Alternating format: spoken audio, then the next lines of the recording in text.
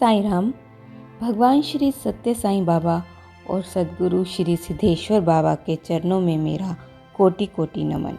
संकेतों की वीडियो श्रृंखला को आगे बढ़ाते हुए आज के वीडियो में आप गुरुदेव के 28वें संकेत के बारे में जानेंगे।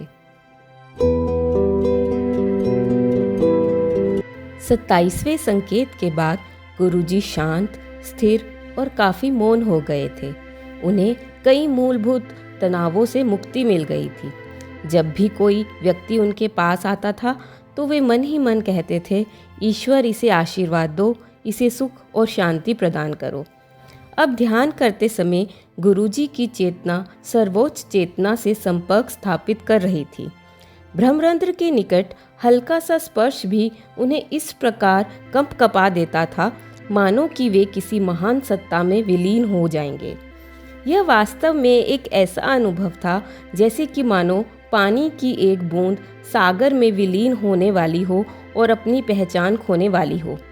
ऐसे क्षण में मैं सागर हूँ, इस एहसास से उत्पन्न होने वाली खुशी कम थी, लेकिन नष्ट हो जाने का या खो जाने का भय अधिक था।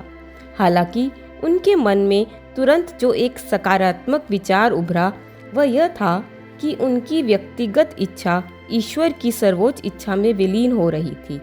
वे अपनी व्यक्तिगत पहचान खो रहे थे।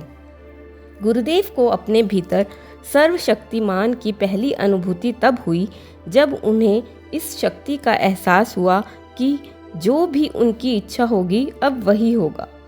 हालांकि शक्ति की यह झलक तभी मिलती है जब दूसरों को नुकसान पहुंचाने की इच्छा समाप्त हो जाती है। इस संकेत से गुरुदेव को एक और बहुत महत्वपूर्ण बोध यह हुआ कि इस अहंकार जगत में हमारी इच्छाएं तभी साकार हो सकती हैं जब वे परम परमात्मा की इच्छा का हिस्सा बन जाए। इसलिए इस अहंकार जगत में हमें यह यकीन होना चाहिए कि हम किसी को नुकसान नहीं पहुंचा सकते और कोई भी हमें नुकसान नहीं पहुंचा सकता, चाहे हम या दूसरे ऐसा कितना भी चाहें। लेकिन अगर कोई वास्तव में हमें नुकसान पहुंचाता है तो हमें तुरंत ही समझ जाना चाहिए कि हमें नुकसान पहुंचाने की उसकी इच्छा ईश्वरी इच्छा का हिस्सा बन गई है।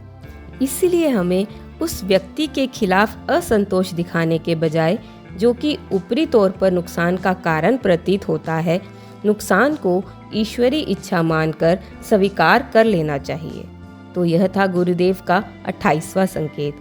गुरुदेव के अन्य संकेतों के बारे में जानने के लिए आगे आने वाले वीडियोस देखते रहिए। जय साईं राम।